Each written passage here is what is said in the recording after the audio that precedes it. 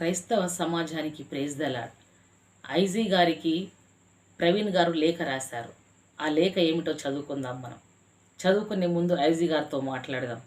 Sir, మీకు ఆత్మగౌరవం ఉంది, మీకు మనస్సాక్షి ఉంది. ప్రవీణ్ గారు లోకంలో బ్రతికినప్పుడు అతని నిజాయితీ పరుడని మీకు తెలుసు.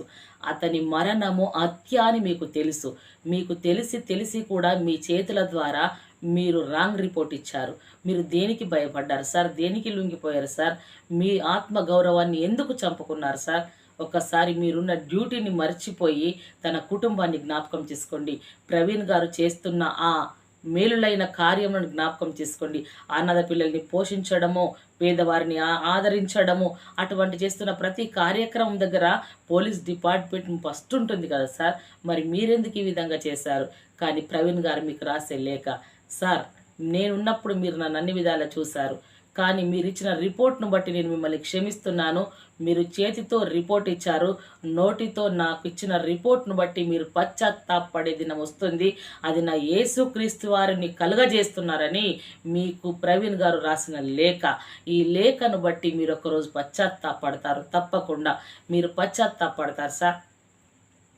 అంతకులారా, మీరు ఒక అద్భుతాన్ని, ఒక న్యాయాన్ని, ఒక ప్రేమను, మంచితనాన్ని, మర్యాదను, గౌరవాన్ని, నిజాన్ని మీరు హత్య చేశారు.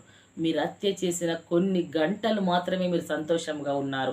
ఆ వ్యక్తి గురించి మీకు తెలక, ఆ వ్యక్తి ఎవరిని ఆరాధిస్తున్నారో ఆ వ్యక్తి గురించి మీకు నిజము తెలియక, ఇప్పుడు మీకు నిజము తెలిసింది. నిజము తెలిసి మీ హృదయాలు ఎంతగా అల్లాడుతున్నాయి, మీ హృదయం ఎంతగా బాధపడుతున్నాయో మీకు మాత్రమే తెలుసు. కాబట్టి ఒక్క నోరు మూయాలని ప్రవీణ్ గారి నోరును మీరు నోరు మూసారు, పెదవుల్ని కోసారు. సువార్త ఆపాలి, దేవుని సువార్తను మూయబడాలి, క్రైస్తవులు భయపడాలి, క్రైస్తవులు లోపలే ఉండాలని మీరు చేశారు. కానీ ఇప్పుడు మీరు చేసింది అది కొన్ని గంటలు మీరు హ్యాపీగా ఉండేట్లు చేసిందేమో, కానీ ఆ నోరు మూసారే, ఆ నోరు మీరు మూసిన దానికంటే చనిపోయి కూడా ఇప్పుడు ఎక్కువ రేట్లు నోరు మాట్లాడుతుంది. చనిపోయి కూడా ఎక్కువ రేట్లు క్రైస్తవంలో ధైర్యాన్ని కలిగించింది. చనిపోయి కూడా ఎన్నో రేట్లు క్రైస్తవ సమాజమును ఐక్యంగా ఉండేలా చేసింది. ఒక్కసారి మీరు ఏ నోరునైతే మూసారో, ఏ నిజాన్నైతే మీరు మరుగు చేశారో, మీ కొరకు ప్రవీణ్ బ్రదర్ గారు రాసిన లేఖ ఏమిటో ఒక్కసారి జ్ఞాపకం చేసుకోండి. ప్రభు అయిన యేసుక్రీస్తు దగ్గర ప్రవీణ్ బ్రదర్ మీ కొరకు ఆలోచన చేస్తున్నాడు, మీ కొరకు ప్రార్థిస్తున్నాడు. నా ఒక్క నోరు మూయబడ్డది, నన్ను హత్య చేసిన ప్రతి నోరు తెరవాలి అని. ఎందుకు? సువార్త ప్రకటించుటకు మీ నోరు త్వరలో తెరవబడబోతున్నాయి. మీ హృదయాలు త్వరలో క్రీస్తు వైపు మర్రబోతున్నాయి. మీ హృదయాలు త్వరలో పశ్చాత్తాపంకు నడవబోతున్నాయి.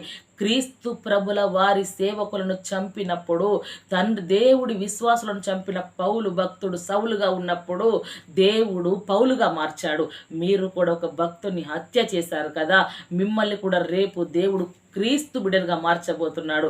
క్రైస్తవ సమాజము కొరకు ముందంజల ఉండే మనుషుల వలె మార్చబోతున్నాడు. క్రైస్తవ సమాజానికి వీరే ఒక అండ.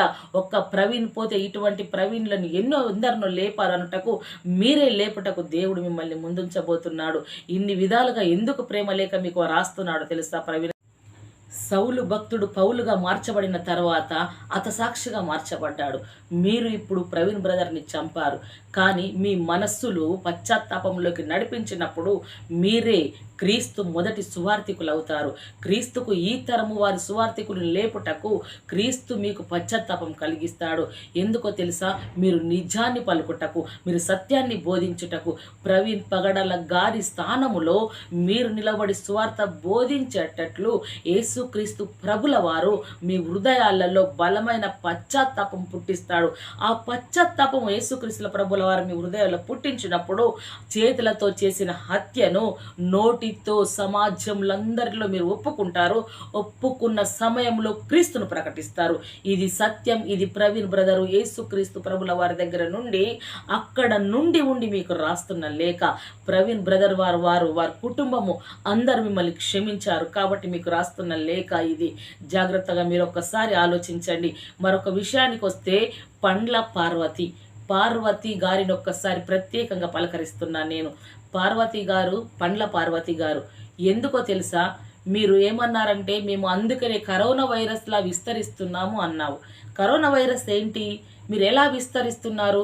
నీకు తెలియకుండానే నీ మనస్సులో ఏదుందో దాని లోతుగా మా సమాజానికి అందించావు. మా సమాజం, మా క్రైస్తవ సమాజానికి అందించావు. ఏంటో తెలుసా? మేము కరోనా వైరస్లా విస్తరిస్తున్నామన్నావు. కరోనా వైరస్ ప్రాణాలు తీసింది. కరోనా వైరస్ ఎవరిని దగ్గరికి రానివ్వలే. కరోనా వైరస్ శ్వాస ఆడకుండా చేసింది. నీవు చేసింది. నా సహోదరుడైన ప్రవీణ్ బ్రదర్ని, మా క్రైస్తవ సమాజంలో ఒక నాయకుడిని ఏం చేశావు అది నీకే తెలుసు. నీకు తెలియకుండానే నిజాన్ని ఒప్పుకున్నావు.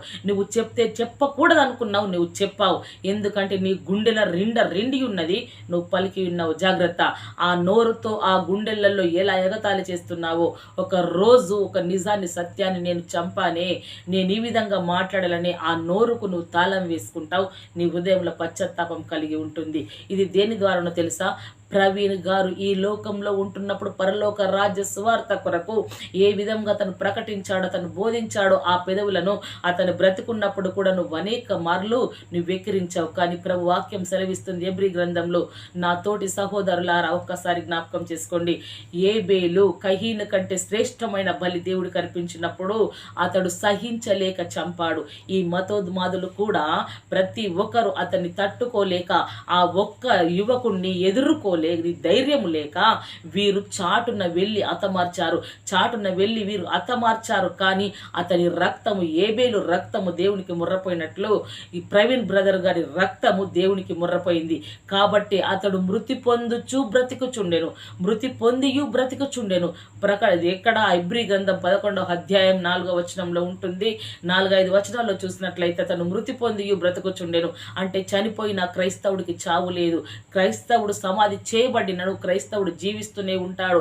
క్రైస్తవుడు శరీరంలో ఉంచబడ్డ, ఎముకలలో ఉంచబడ్డ దేవుని యొక్క అభిషేకము, దేవుని యొక్క రక్త మాంసములు అవి బ్రతికే ఉంటాయి. కాబట్టి క్రైస్తవుడు బ్రతికి ఉంటాడు. క్రైస్తవుడు బ్రతికున్నప్పుడు చేసిన ప్రతి సువార్త అతను మరణించిన తర్వాత కూడా 1000 రెట్లు పెరుగుతుంది.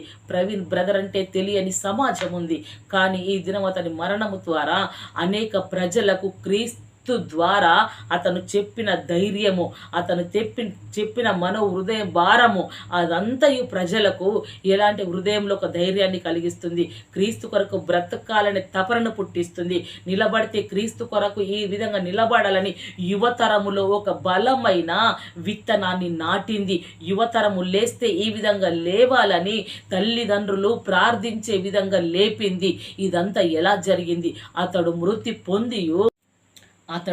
పొందియు బ్రతుకుచుండెను అనే వాక్యము ద్వారా సజీవమైన యేసుక్రీస్తు ప్రభుల ద్వారా సజీవుడై ఉన్నటువంటి ప్రవీణ్ బ్రదర్ చెప్పిన ఆ ప్రతి ఒక్క క్రీస్తు సువార్తనే యువతరాన్ని, క్రైస్తవ తరాన్ని లేపుతుంది.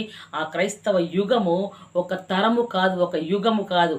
క్రీస్తు ప్రభుల వారు వచ్చేంత వరకు ఒక క్రైస్తవ సమాజమై ఉంటుంది. ఈ మరణము లోకానికి ఒక సవాల్ అయి ఉంటుంది. ఈ సువార్త ద్వారా అనేకమైన యవ్వన బిడ్డలలో నాటిన విత్తనమే రేపు వృక్షం అవుతుంది.